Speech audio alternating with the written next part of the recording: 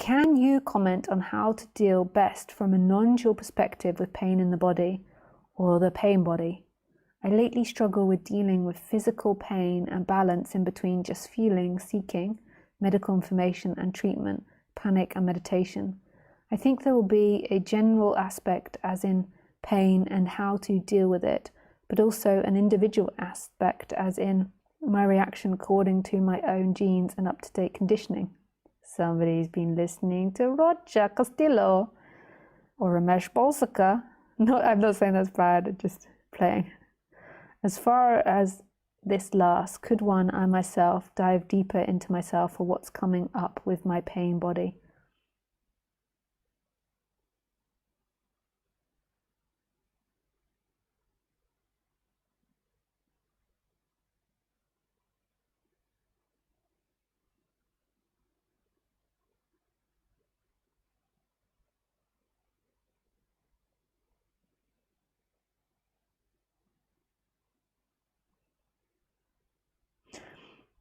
Hi, Not, I know. I'm so sorry to hear about your pain in the body or the pain body. When you say or the pain body, is it emotional pain or physical? You know, like, do you have a diagnosis? Is it like cancer, or you don't have to tell me what it is, or is it like an autoimmune disease where you're unsure if it's psychosomatic or if it's real? I mean, why did you put the pain body? Because the pain body in Eckhart Tolle is often described as like the emotional pain body. Yeah.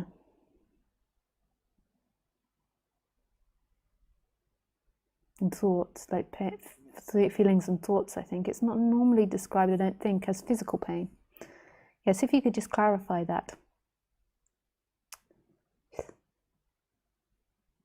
He says, if better, call me. Yeah, that might be easier.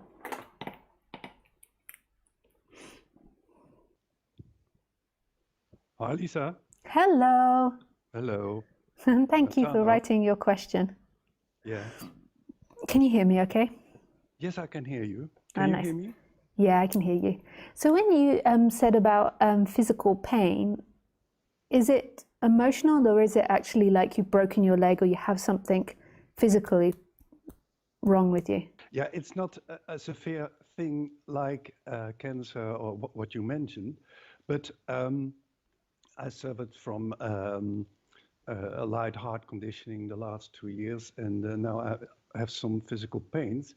And I noticed myself that I can go into kind of panic, a solution for it.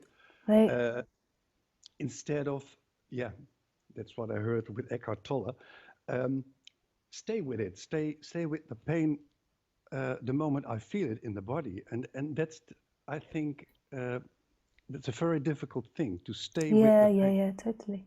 So, and what type of physical pain is it when you say, like, is it in the heart or is it in your fingers and toes, or? It's in my pulse. You get like heart fluctuations or something?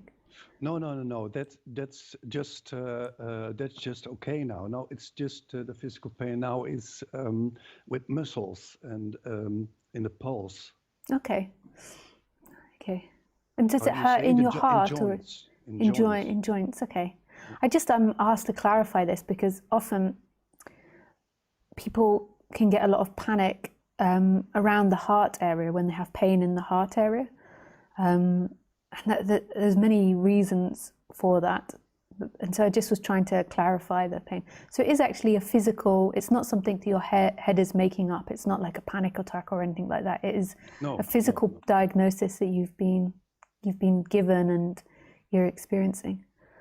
Because in spirituality, there's loads of different things that people say about illness and physical pain. And I don't really have a judgment on it. I think it's down to each individual and what helps them and benefits them the most. It's not really about a belief system about it. And I think that Eckhart Tolle is really right in that. The thing is it is impossible in a way for the person to stay present to that pain, because the person is something that moves in time. So the person is always going to be wanting to think about the past or move to the future. And so what you're doing is you're focusing the mind right into what's happening now, and then you're cutting out thoughts about future and past. But what the person is programmed to do, and it's not necessarily suffering, it's just the way the person works, is to think about time and look for solutions in time. Mm.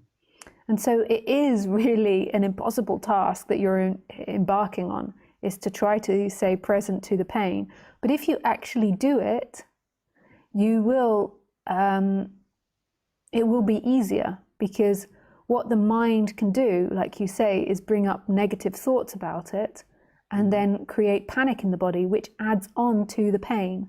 Mm. So I do think it is a really great practice, but I think there's other considerations to take into that you can meditate deeper on, is who is the person that's doing that? That is one thing that you can look at, like who is the person that's trying to stay present? Because there is also a presence, and there can be this energetic shift when this is noticed. There is also a presence that's always here and always free. And the person can be thinking in time, and that presence can be totally free. So that's one thing to consider. And then the other thing to consider is what sparks the seeking into time. And it sounds like you know that it's like a fear or an anxiety. Like maybe you can speak a bit more about that, like what sparks the seeking in time for you? Like what? Well, I just want the pain to stop. Right. So it's kind of yeah. The panic is about fear. Yes, that's correct. About feeling alone. Yeah. About being comforting around this pain. Yeah. And then I jump into, yes, that's forward. And how high is the pain? Like, so if you had 0 being no pain and 10 being lots of pain, how high is it?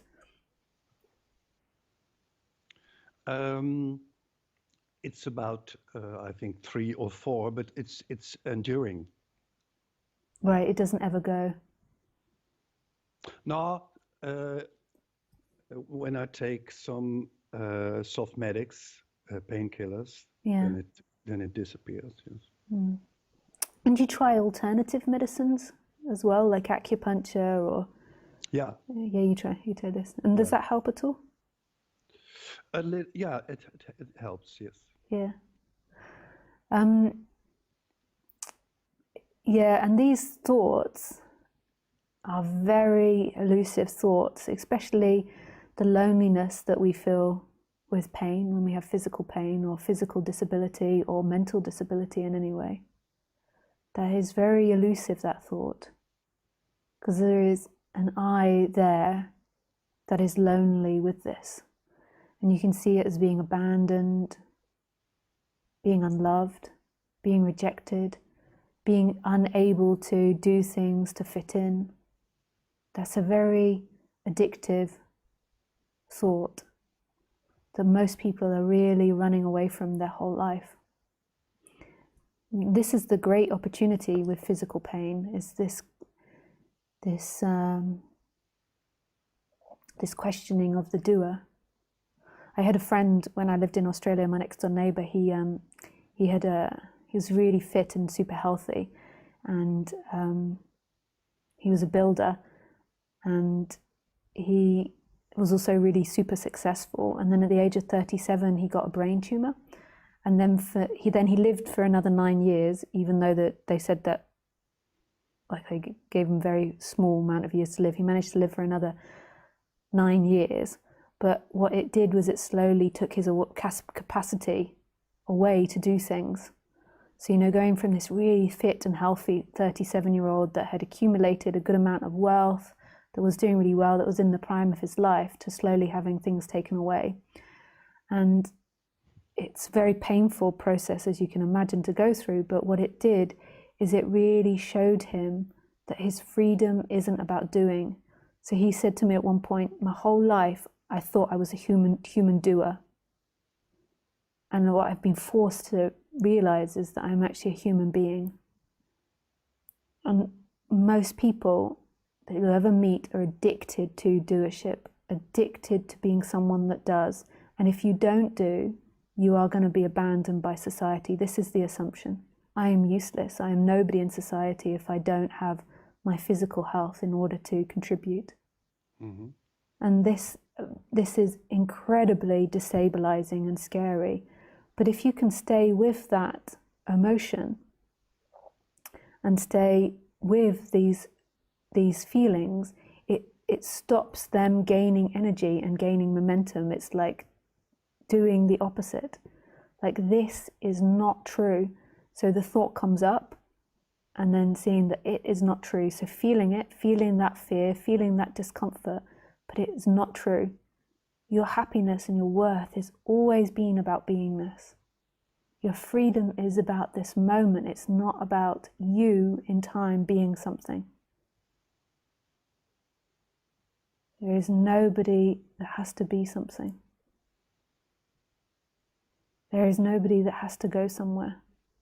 There is nobody that has to have pain or not have pain. Your freedom is always this moment.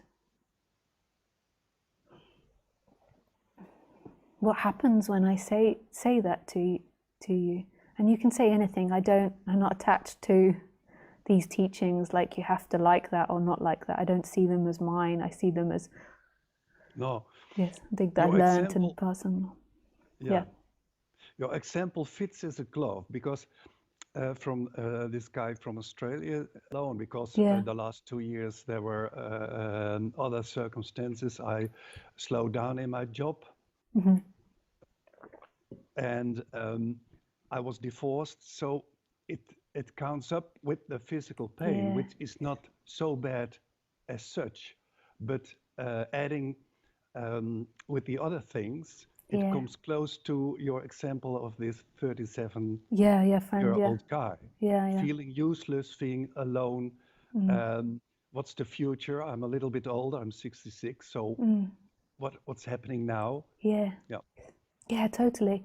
And it's really seeing that these thoughts aren't truth. They're not truth. It doesn't mean that you don't find a new relationship or change the work or whatever suits you, but it's that these thoughts, when they come out, are absolutely not about changing your circumstance. They're about maintaining the identity and maintaining your story and seeking energy, which has gone on not just in your lifetime, but many generations of humans. This idea of running away from loneliness. And the loneliness comes from this separation. Like, I am separate, I am this identity which has to be something in order to be loved, whereas actually you are love. You are that love you seek. It's the birthright of everything. It will be there in death, it will be there in divorce, it will be there in the brain tumor, it will be there in the moments of agony. It's always there. It will never abandon you. And that's the freedom of non-duality. That's the unconditioned love, recognizing what you are, what's there all the time, that never leaves, that never goes into time, that is always right here.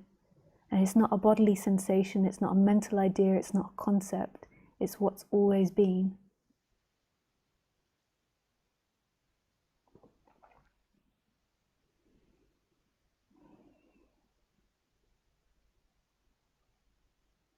Yeah, thank you, Lisa.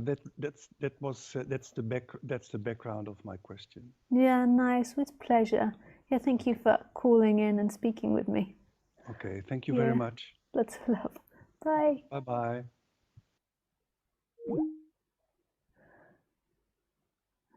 Oh, so beautiful.